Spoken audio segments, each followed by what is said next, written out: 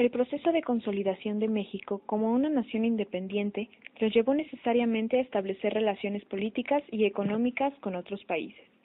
Entre los países que tuvieron mayor injerencia en México fueron Estados Unidos y las grandes potencias industrializadas y en busca de materias primas como Inglaterra y Francia. En sus 200 años de historia, México enfrentó 6 importantes intervenciones armadas por parte de España, Francia y Estados Unidos, por motivos económicos y territoriales. Presentaremos las intervenciones extranjeras en México cuando Antonio López de Santa Anna estaba en el poder. Entre ellas se encuentran la Guerra de los Pasteles, la intervención estadounidense y la Guerra de Texas. La Guerra de Texas. La Guerra de Independencia de Texas tuvo lugar entre el 2 de octubre de 1835 y el 21 de abril de 1836.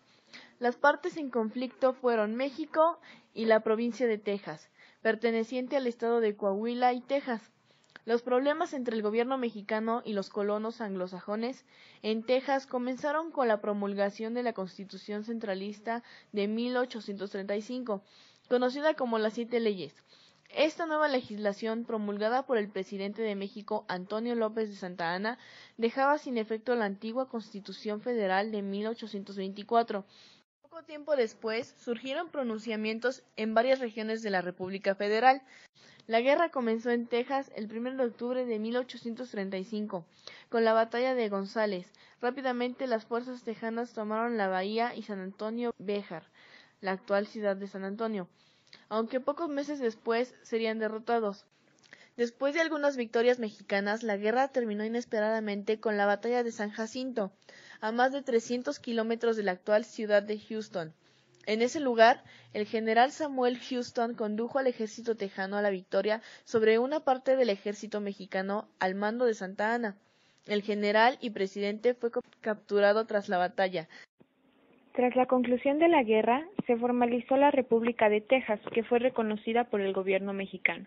Los Estados Unidos se anexionaron Texas en 1845 y las reclamaciones de ambas partes no quedarían finiquitadas hasta la intervención estadounidense de 1846 a 1848.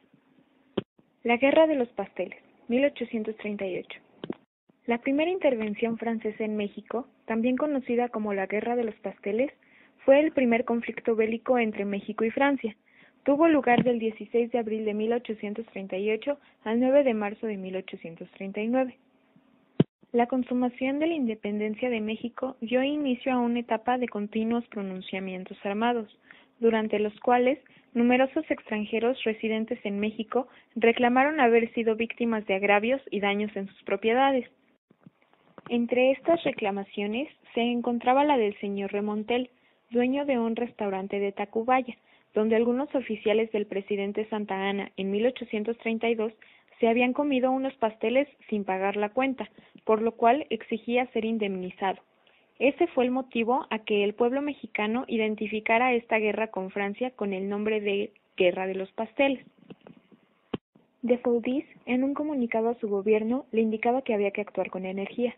El ministro de Relaciones no estuvo de acuerdo al responder a las reclamaciones francesas. En consecuencia, de Foudis pidió sus pasaportes y abandonó México y regresó a Francia, para volver en marzo acompañado de 10 barcos de guerra que apoyaban las reclamaciones de su gobierno. Este mismo redactó el 21 de ese mes un ultimátum al gobierno exigiéndole el pago de 600,000 pesos para cubrir daños ocasionados a los franceses. Exigía también que fueran retirados varios oficiales del ejército y se exceptuara a los franceses de los préstamos forzosos expidiendo una ley especial. Fondearon frente a la isla Sacrificios, Veracruz, amenazando con invadir el territorio mexicano si México no cumplía las condiciones de Foudis. Como el gobierno de Anastasio Bustamante se negaba a tratar con de Foudis mientras hubiera fuerzas navales francesas frente a Veracruz, el comandante de estas, almirante Basoche, declaró bloqueados todos los puertos del Golfo, incautó a las naves mercantes mexicanas, comenzando un bloqueo que duraría 8 meses, desde el 16 de abril de 1838 que se rompieron las relaciones. Al ver que México no cedía ante la presión, Francia envió en octubre 20 barcos más bajo el mando del contraalmirante Charles Baudin y se reunió en Jalapa con el ministro de Relaciones Interiores y Exteriores de México, don Luis G. Cuevas. quien se negó a exceptuar a los franceses de préstamos forzosos y de ventajas comerciales. Aceptó pagar la indemnización de 600,000 pesos en un plazo de 6 meses. Inconforme, Baudin amenazó con iniciar las hostilidades el 27 de noviembre, lo cual realizaron 26 navíos con 4,000 hombres, que atacaron San Juan de Ulúa, causando graves daños y gran número de muertos. Retirado desde su regreso de Estados Unidos, Santa Anna observó los movimientos de la escuadra enemiga y decide actuar. Se entrevistó con Rincón y ante la grave situación aceptó el consejo de los oficiales de rendir fortaleza. Los franceses obligaron a Rincón a reducir la guarnición de Veracruz a 1,000 hombres, a recibir a los expedicionarios e indemnizarlos. El Congreso desautorizó a Rincón y nombró a Santa Anna defensor de Veracruz. Este llamó a Mariano Arista, quien fue hecho prisionero al ser sorprendidos por los franceses mientras Santa Anna logra escapar. Las tropas francesas atacaron varios puntos fuertes y cuando se retiraban, Santa Anna, que había recibido refuerzos, intentó atacar el muelle al contraalmirante Baudin, las cuales contraatacaron utilizando un cañón que mató el caballo de Santa Anna, destrozándole a él la pierna izquierda, forzado al Ejército Nacional a abandonar Veracruz. Este hecho provocó en la capital descontento, culpándose al presidente Bustamante de esos hechos. La intervención de Santa Anna en la defensa de Veracruz le sirvió para recuperar su prestigio, lo que capitalizó muy bien, habiendo logrado que lo propusieran para ocupar la presidencia en tanto Bustamante salía a combatir un alzamiento federalista en Tampico. Como presidente interino, Santa Anna se dio cuenta de que resultaba conveniente llegar a un arreglo con Francia, ya que Baudin había levantado el bloqueo de los puertos controlados por los federalistas. Por otra parte, el ministro inglés Richard Pakenham intervino con el fin de evitar daños al comercio británico, quien consiguió reunir a los representantes mexicanos con el contraalmirante Baudin. El 9 de marzo de 1839 se firmó un tratado de paz, en el cual México se comprometió a pagar las indemnizaciones exigidas, 600,000 pesos en total, en plazos cómodos y del modo que menos podía perjudicar al erario nacional. Francia retiró, a cambio, la flota invasora, desistió de la indemnización a los gastos de guerra y el desconocimiento de las declaraciones provisionales de 1827, devolviendo además las naves incautadas. Esta guerra no impidió que Francia siguiera ejerciendo gran influencia en el desarrollo cultural de México. Las bases orgánicas de 1843. El general Gabriel Valencia fue designado presidente de la Junta Nacional Legislativa, y él, junto con Sebastián Camacho, Cayetano Ibarra, Manuel Baranda, Manuel de la Peña y Peña, Simón de la Garza y el arzobispo de México, integraron la Comisión de Constitución. Instalada la Junta el 6 de enero de 43, acordó por mayoría de conformidad con la opinión del Ministerio, que no se reduciría a formular simples bases constitucionales, sino que expediría una Constitución.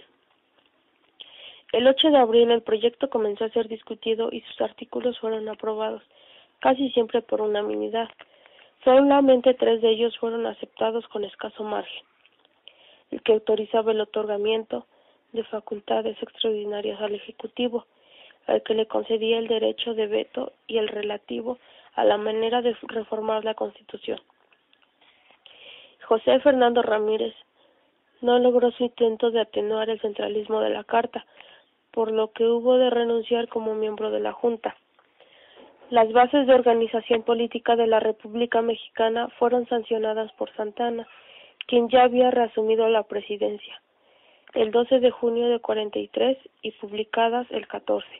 En esta última fecha fueron administrados para conmemorar el advenimiento del nuevo orden. Los diputados del Congreso de 42, Otero, La Fragua, Gómez Pedraza y Riva Palacio, que por sospechosos de haber constituido en privado un proyecto federalista, habían permanecido incomunicados 44 días. Intervención norteamericana, 1846 a 1848.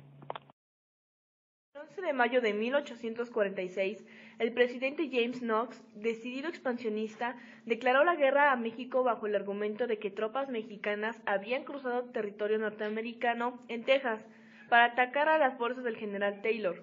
La declaración de guerra no hacía sino culminar una serie de provocaciones estadounidenses destinadas a apoderarse de California y Nuevo México. Los planes de una conciliación que asegurara la paz entre los dos países llegaron a su fin cuando Texas se anexó a la Unión Americana. Ante este hecho, México rompió relaciones con Estados Unidos y el gobierno norteamericano envió las tropas de Zachary Taylor a la frontera tejana, a fin de provocar un incidente que justificara la guerra. Mientras tanto, Estados Unidos emplazó su fuerza naval en el Golfo y el Pacífico, frente a los puertos de Veracruz, Mazatlán y San Francisco. Ante estas acciones, el presidente Mariano Paredes planeó la constitución de una monarquía, al mismo tiempo que Antonio López de Santa Anna, a través de su vocero, el coronel Atocha. En el caso de California, la posesión de este amplio y fértil territorio se convirtió en otro de los objetos centrales de la guerra, sobre todo a partir de 1844. El 10 de noviembre de 1845, Polk comisionó a John Slidell, ministro plenipotenciario, para negociar con México la cesión de Nuevo México y California, además de fijar los límites de Texas. Debido a las proposiciones de Slidell, los funcionarios mexicanos se negaron a recibirlo, ante lo cual Polk pidió al Congreso la aprobación de la declaración de guerra. Mientras tanto, el presidente Paredes declaró la guerra defensiva contra los Estados Unidos. 2 días después, las tropas de Taylor invadieron México y los soldados mexicanos abrieron fuego. Pretextando la agresión mexicana, Polk declaró la guerra el 11 de mayo de 1846. Para la administración norteamericana, la guerra era el mejor recurso para apoderarse de California y Nuevo México. En el transcurso de la guerra, los invasores se fijaron 3 objetivos: el bloqueo de los puertos del Pacífico, la invasión por tierra en el norte a cargo de Zachary Taylor y la ruta del Golfo de México. En esta última ruta se llevaron a cabo las batallas de Churubusco, Molino del Rey, Chapultepec y la ocupación de la Ciudad de México. Mientras, el ejército del Golfo ocupó Veracruz el 29 de marzo. En mayo entró a Puebla, lugar donde la iglesia le organizó festividades. El 20 de agosto derrotó a los mexicanos en Churubusco, a pesar de las enormes pérdidas que ello les significó. A esta batalla le sucedieron la del Molino del Rey, el 8 de septiembre, y Chapultepec, el 13 de septiembre.